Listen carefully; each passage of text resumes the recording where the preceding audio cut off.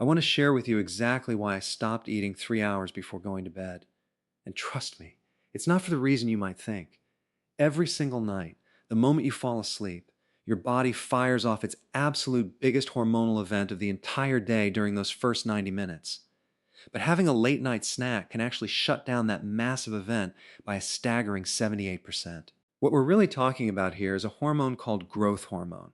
Growth hormone spikes primarily during that initial 90-minute window of deep delta wave sleep. Inside your brain, a tiny gland called the pituitary releases this growth hormone, and its timing has everything to do with exactly when you fall asleep.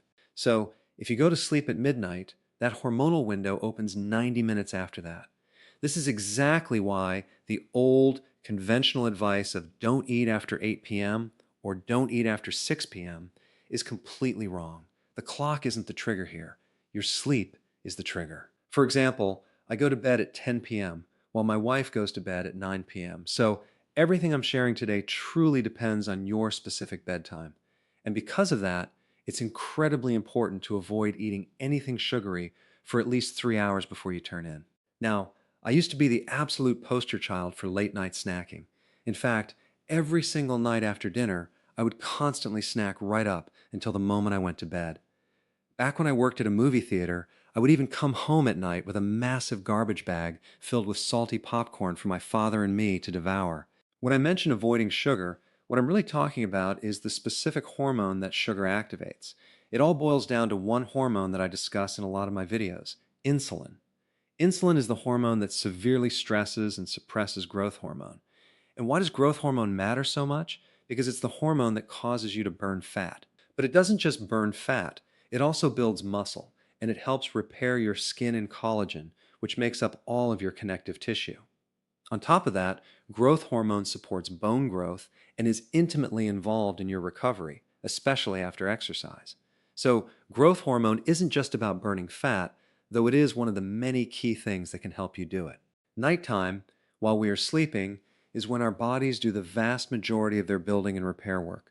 Think about it this way: when you exercise during the day, you're essentially breaking down muscle and adding stress to the body. All the actual benefits from that workout will only occur at night while you sleep, provided you don't experience a massive insulin spike. If you want the ultimate beauty sleep, you have to avoid anything that suppresses growth hormone, which means keeping insulin down. Another fascinating aspect of growth hormone is that it supports both your immune system and your neurons. In fact, if someone has brain damage, growth hormone is right there helping to rebuild gray matter. Now, I know some of you might be sitting there thinking, wow, this is depressing because I always snack at night, and this means I can never eat anything after dinner again. Well, what the research actually demonstrates is that it really comes down to insulin. I'm not saying you can't eat anything at all, but anything that triggers a spike in insulin is going to blunt your growth hormone. Fortunately, there are foods that don't trigger insulin. Protein doesn't trigger it very much, and vegetables don't either. In reality, most insulin spikes happen when you consume sugary meals and starches. When we talk about growth hormone, we also have to talk about deep sleep. We absolutely need deep sleep to help us wake up feeling completely refreshed. If you aren't getting enough deep sleep, you're going to wake up feeling groggy. It will start to negatively impact your cognitive function, and you'll begin craving the wrong types of food. So, simply getting into that deep sleep state is vital. However, insulin can directly disrupt that deep delta wave sleep. If your internal environment is off, everything else struggles to function. Think of it like a fish tank. If you pollute the water, the fish will get sick. You could feed them the highest quality food and treat every single individual symptom. But if the water remains toxic, nothing will ever truly recover. Your body runs on 10 core signals, including insulin, cortisol, inflammation, sleep quality, and gut function. Every single one of them directly affects how you feel. But there is always one signal that is more broken than the rest.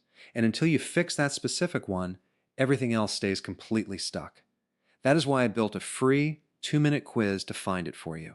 It pinpoints exactly which of these main signals is holding your body back right now. Just click the link in the description, take the quiz, and stop guessing. Now, on the flip side, if you do a 24-hour fast, guess what happens to your growth hormone when you go to sleep at night? It has the potential to skyrocket up to 5 times higher. That's right. You can significantly optimize this system just through fasting. Are there other ways we can naturally enhance growth hormone? Absolutely. High intensity interval training is one. When you lift weights or do a workout that intensely activates your muscles, the higher the intensity, the greater the growth hormone spike. This is likely why, out of all the exercises you can do, explosive sprinting or plyometric type movements are the absolute best for boosting growth hormone. We've already discussed how keeping insulin low keeps growth hormone working normally, but prolonged fasting does it too. In fact, if you fast for 5 days, you actually double the pulse frequency of this hormonal spike, meaning you get two spikes instead of one by doing a 5-day fast. There is another small but crucial piece of this puzzle called melatonin. Melatonin is the hormone activated by darkness that tells your body it's time to go to sleep. But it doesn't just regulate sleep, it also signals the pancreas to release less insulin. This means melatonin is directly interconnected with insulin. If you eat late at night, that resulting insulin spike is going to negatively impact your melatonin levels. Because of that, you might find it incredibly difficult to fall asleep if you consume a sugary late night meal. Don't worry, it gets worse. No, actually, it doesn't get worse. It's about to get much better. First, I need to highlight just how common snacking really is. If you love to snack, you are definitely not alone. Studies show that 60% of adults snack at 8 p.m., and 44% of people are actually eating in bed while watching TV at night. Furthermore, 58% of young adults between the ages of 18 and 24 snack on a regular basis. Harvard even conducted a study showing that humans are practically hardwired to get hungry around 8 p.m. However, just because we are wired that way doesn't mean you can't take control of it. Here is exactly what I recommend doing. Let's say you finish eating dinner at 7 p.m. I highly suggest getting a little magnetic sign for your refrigerator that reads, "The kitchen is closed." A lot of times, when people crave something salty and crunchy at night, what their body really needs is simply more salt. In the past, I tended not to consume much salt during the middle of the day, which meant I would desperately crave it toward the evening. To fix this, I recommend preloading your body with more salt earlier on. The average person needs nearly a teaspoon of high-quality sea salt every day.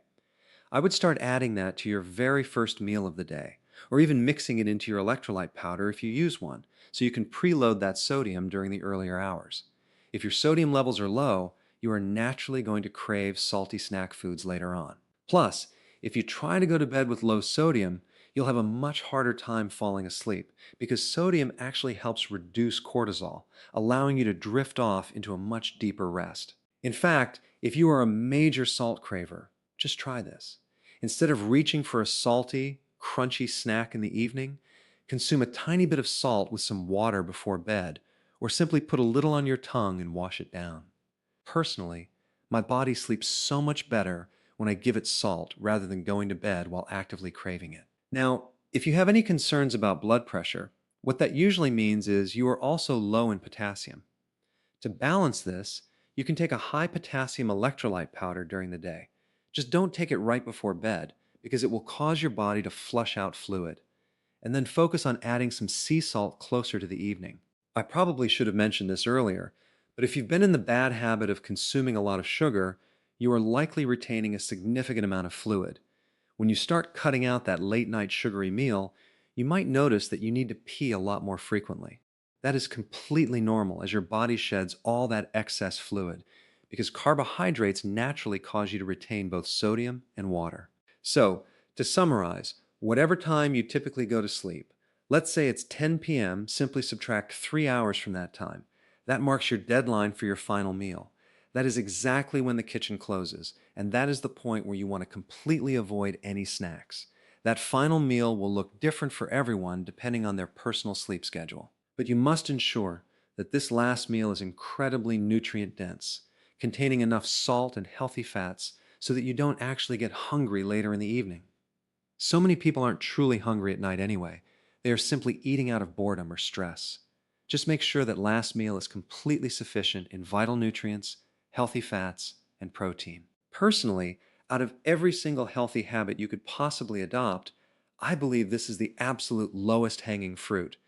Well, maybe I shouldn't call it fruit. Let's say it's the icing on the cake. Actually, no, I definitely shouldn't call it icing on the cake. Let's just say it is the single shift that will produce the greatest health benefits out of almost anything else you can do. Now, there are still some incredibly important details you absolutely need to know about intermittent fasting if you want to do it correctly. That is exactly why I created this video right here. Click on it right now and let's dive in.